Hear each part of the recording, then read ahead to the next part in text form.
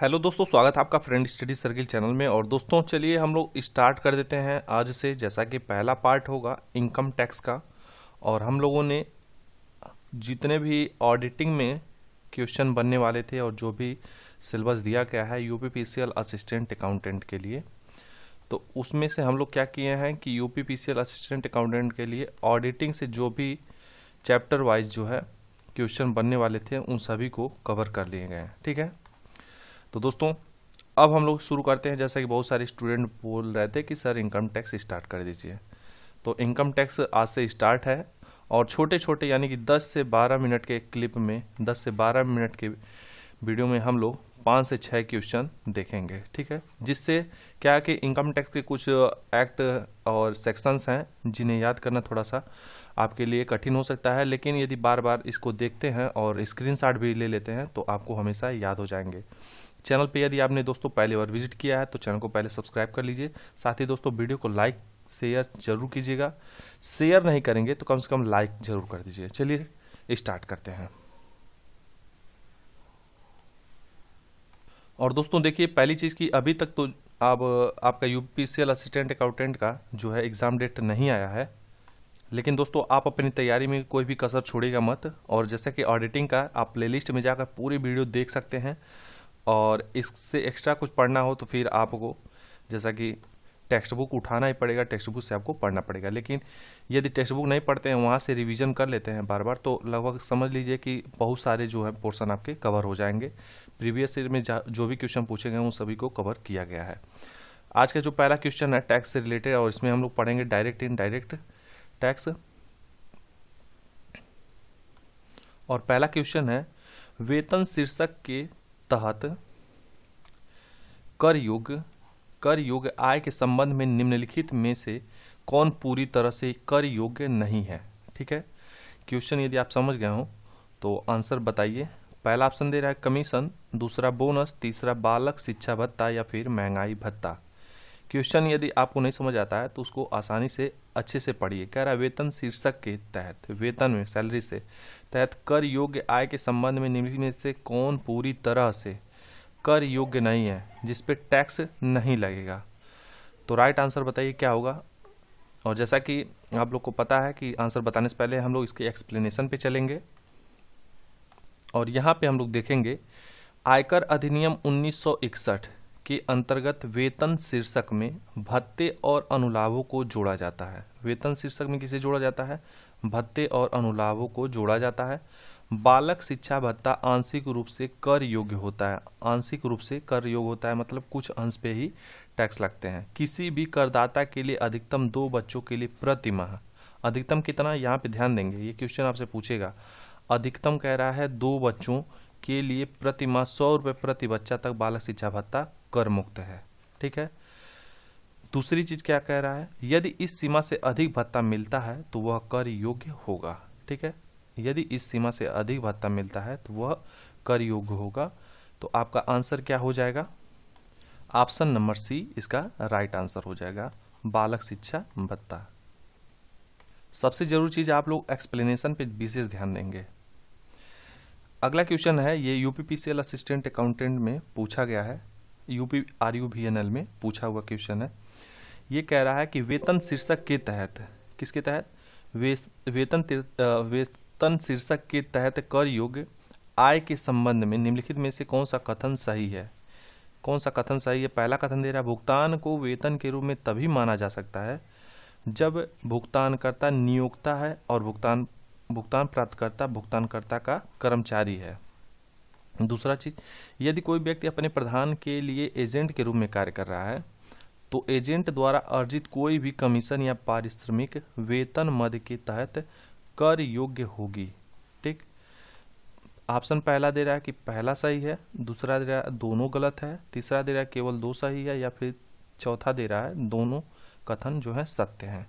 तो हम लोग चलते हैं इसके एक्सप्लेनेशन पे, और यहाँ पे दिया गया है केवल कथन पहला जो है सत्य है। कैसे? नियोक्ता और कर्मचारी के बीच प्रत्यक्ष रूप से संबंध होना चाहिए। ठीक, जबकि किसी प्रधान के एजेंट के रूप में कार्य करने के बदले एजेंट को प्राप्त होने वाला पारिश्रमिक या वेतन आय के अन्य स्रोत शीर्षक के तहत कर योग्य होता है। तो आंसर आपका क्लियर हो गया।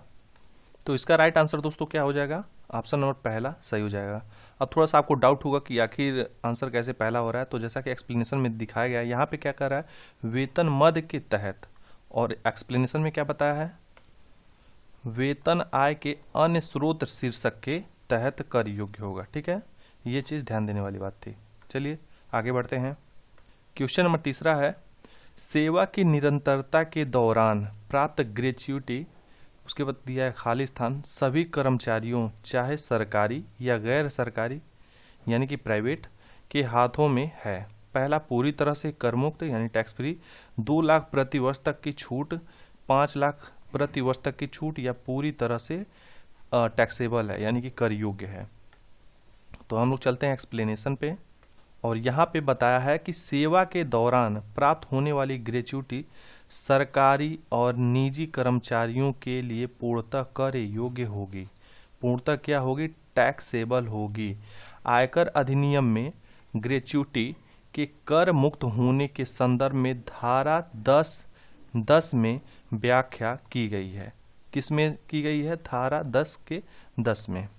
ठीक है, तो राइट आंसर आपका क्या हो जाएगा? पूरी तरह से टैक्सेबल होगी। क्या होगी? पूरी तरह से टैक्सेबल होगी।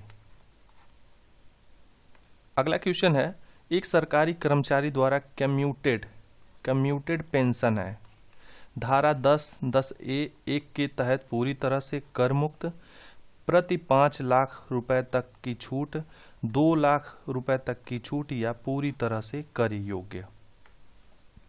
हम लोग देखेंगे इसका एक्सप्लेनेशन, और यहाँ पे बताया है कि आयकर अधिनियम 1961 की धारा 10(10)(a) के तहत एक सरकारी कर्मचारी द्वारा प्राप्त एकमुश्त पेंशन, ठीक है, कोई गवर्नमेंटेड कर्मचारी है तो उसको जब एकमुश्त पेंशन मिलती है, यानी कि जो भी उसका अपने कार्यकाल में जो भी उसका पेंशन बनता है जब रिटायरमेंट होता है, तो पूरी तरह से क्या होगा?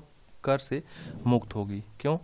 इसमें शामिल किया गया है, क्या चीज शामिल किया गया? सरकारी कर्मचारी में निम्न शामिल हैं: केंद्र सरकार के कर्मचारी, राज्य सरकार के कर्मचारी, स्थानीय प्राधिकरण के कर्मचारी, एक वैधानिक निगम के कर्मचारी। ठीक है, तो ये धारा याद रखिएगा कि 1961 की धारा 10(10)(a) के तहत जो है एक मुश्त जो पेंशन मिलेगी वो पूरी तरह से क्या होगी? टैक्स फ्री होगी। तो इसका राइट आंसर हो जाएगा ऑप्शन नंबर पहला। अगला क्वेश्चन है और कह रहा है कि धारा 80C, याद रख लीजिएगा, ये पूछा हुआ क्वेश्चन है, मोस्ट इंपॉर्टेंट है, याद रखिएगा। क्या है? मोस्ट इंपॉर्टेंट क्वेश्चन है। कह रहा है 80C, 80CCC और 80CCD के अधीन मिलाकर कुल कटौती निम्नलिखित से अधिक नहीं होती है। कितने से अधिक नहीं होनी चाहिए? कितना दिया है? पहला दे रहा है 1,10,000, पहला 1,10,000, दूसरा 2 लाख, तीसरा 1 लाख, या चौथा 1.5 लाख। अब ध्यान देने वाली बात यहाँ पे है, कह रहा धारा 80C, धारा 80CCC और धारा 80CCD में कुल कटौती जो है 1.5 लाख रुपए से अधिक नहीं हो सकती। 1.5 लाख रुपए से अधिक नहीं हो सकती। धारा 80C के तहत LIC, EPF तथा PPF इत्यादि में निवेश 80CCC करदाता द्वारा विशिष्ट कोषों में जमा जो जीवन बीमा द्वारा ऑफर की गई हो तो, तथा 80CCD में राष्ट्रीय पेंशन योजना तथा अटल पेंशन योजना से निवेश से संदर्भित है। इन सभी की कुल छूट जो है 1,50,000 से अधिक नहीं हो सकती। तो इसके अकॉर्डिंग आपका जो राइट आंसर बनेगा ऑप्शन नंबर 4 इसका जो है राइट आंसर हो जाएगा। ठीक है, तो दोस्तों आज के इस सीरीज में टोटल 5 क्वेश्चन ही करवाए हैं और इसी तरह ये सीरीज आता रहेगा। 10 मिनट के अंदर कुछ आप प्रैक्टिस कर सकते हैं। यदि आपके पास इनकम टैक्स की बुक है तो वहाँ से भी आप देख सकते हैं और इसके बाद यहाँ पे जो है अपना रिवीजन कर सकते हैं। और इतना क्वेश्चन जरूर करवा दिया जाएगा कि आपको एग्ज़ाम में संभवतः लगभग मान के चलिए कि 90% क्वेश्चन तो मिल ही जाए।